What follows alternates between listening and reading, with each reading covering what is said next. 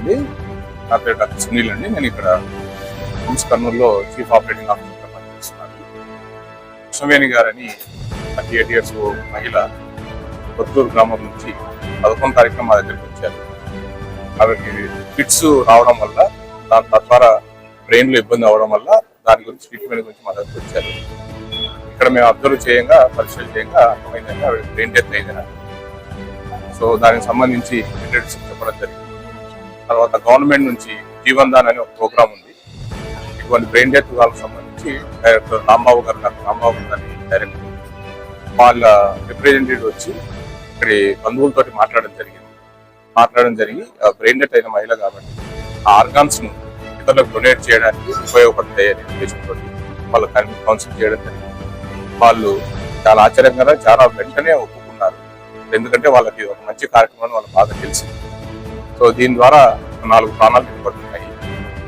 Lungs వచ్చేసి మన పద్మావతి తిరుపతికి, తర్వాత లివర్ వచ్చేసి స్విమ్స్ తిరుపతికి, తర్వాత ఒక కిడ్నీని ఇక్కడ మన గవర్నమెంట్ హాస్పిటల్ కర్నూలుకి పంపిస్తున్నారు. ఇంకొక కిడ్నీని కిమ్స్ కర్నూలులోనే వెయిటింగ్ ఉన్న ఒక వ్యక్తికి జీవనాన్ని వాళ్ళు కేటాయించడం జరిగింది. సో ఈ విధంగా ఒక 4 ప్రాణాలను సుమని గారు నిలబెడుతున్నారు. ఇది ఒక దైవ కార్యంగా మేము భావిస్తుంటాము. సో దీంట్లో పేషెంట్ రిలేటివ్స్ దాన్ని సమర్థించి వచ్చినందుకు వాళ్ళందరికీ చాలా కృతజ్ఞతలు. ప్రజలందరూ ఈ జీవనదాన ప్రోగ్రామ్ మీద అవగాహన చేసుకుని ఇటువంటిది జరగకూడని విషయమే ఇది ఫ్యామిలీకి, కానీ జరిగినప్పుడు ఒక 4-5 ప్రాణాలు నిలబడటం అనేది చాలా మంచిది కదా. అలా చేస్తే మంచిది. దీని మీద చాలా అపోహలు ఉంటాయి అందరికీ. బ్రెయిన్ డెత్ అంటే ఏమవుతుందని సినిమాలో చాలా వికృతంగా చూపిస్తుంటారు. బ్రెయిన్ డెత్ అయిన తర్వాత అది అవుతుంది, ఆర్గాన్ డొనేషన్ అవుతుంది, ఇవన్నీ అబద్ధాలని అది. సో దీనివల్ల అందరూ వాళ్ళ జీవితాలు బాగుపడతాయి కానీ ఎవరికి నష్టం జరగదు. అది నేను చెప్పదలుచుకున్నాను ఇక్కడ. ఈ తర్వాత ఈ ఆర్గాన్ తీసుకెళ్ళడానికి రోడ్డు మీద మార్గంలో తీసుకెళ్ళడానికి ట్రాఫిక్ వాళ్ళు చాలా సహకరిస్తున్నారు. గ్రీన్ ఛానల్ ఏర్పాటు చేశారు. వాళ్ళకి కూడా మా ధన్యవాదాలు. ఈ ఆర్గాన్ డొనేషన్ అనేది, ఆ ఆర్గాన్ రిట్రీవల్ అనేది చాలా కష్టమైన ప్రక్రియ. దీంట్లో సహాయపడుతున్న డాక్టర్ అందరికీ చాలా కృతజ్ఞతలు. Thank you. రిలేటివ్స్ తోటి మీరు మాట్లాడారు. నా పేరు డాక్టర్ సునీల్ అండి. నేను ఇక్కడ చీఫ్ ఆపరేటింగ్ ఆఫీసర్ అండి.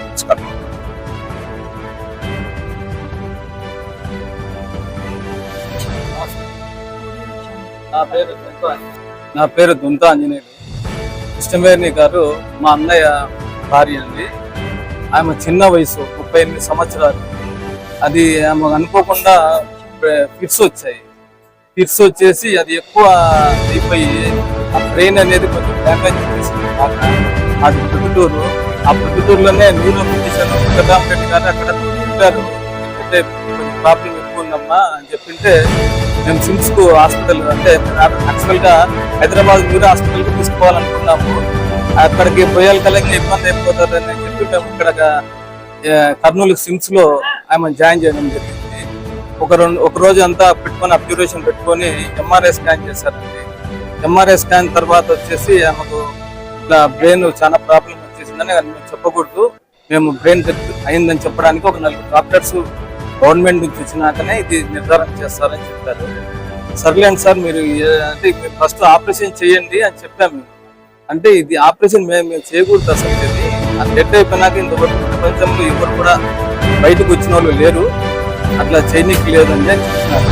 సరే సార్ అంటే ఎట్లా చేస్తాము అని అంటే, ఇది అసలు కాదండి, మీరు ఎన్ని లక్షలు కోట్లు ఖర్చు పెట్టండి అంటే అది ఆ డాక్టర్ ఇచ్చి బ్రెయిన్ డెత్ అనేది నిర్ధారణ చేశారు.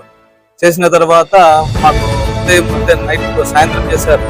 మరుసటి రోజు ఉదయం వచ్చేసి ఇక్కడ కిమ్స్ హాస్పిటల్ వైస్ ప్రెసిడెంట్ గారు దేవి గారు వచ్చి మాకు కౌన్సిలింగ్ లో అడిగారు, జీవన్ ధార అని, అంటే చాలా మందికి ఇది జీవన్ ఇస్తారమ్మా, మీరు ఇచ్చే గుండె కానీ, ఊపిరితిత్తులు కానీ, లివర్ కానీ, కిడ్నీస్ కానీ, ఊపిరితిత్తులు కానీ, ఇవన్నీ ఒక మనిషికి దానం చేసిన ద్వారా 4 ప్రాణాలు నిలబడతాయి. మీకు 4-5 మంది ప్రాణాలు నిలబడతాయి. చూడండి, మీకు పుణ్యం చేసినట్టు మంచి జరిగినట్టు అని చెప్తున్నారు. మేము ఆమె చెప్పిన వెంటనే మేము కూడా మేడం మంచి జరుగుతుందంటే ఏదైనా కూడా మేము చేయడానికి సిద్ధం ఉంటామండి, మేము ఇస్తామని చెప్పి ఎమ్మడే మేడం గారిని ఒప్పజెప్పడం జరిగింది. ఆమె చెప్పడం జరిగింది. ఆ తర్వాత ఈరోజు ఉదయం చెన్నై నుంచి కొంతమంది డాక్టర్స్ ఇక్కడ కర్నూలు నుంచి తిరుపతి నుంచి వచ్చి ఆమె అవయదానం తీసుకొని ఇప్పుడు అంత ఫ్లైట్ లో స్పెషల్ బ్రేక్ లో ఉన్నాయి. పోలీస్ వాళ్ళు కూడా చాలా సహకరిస్తున్నారు.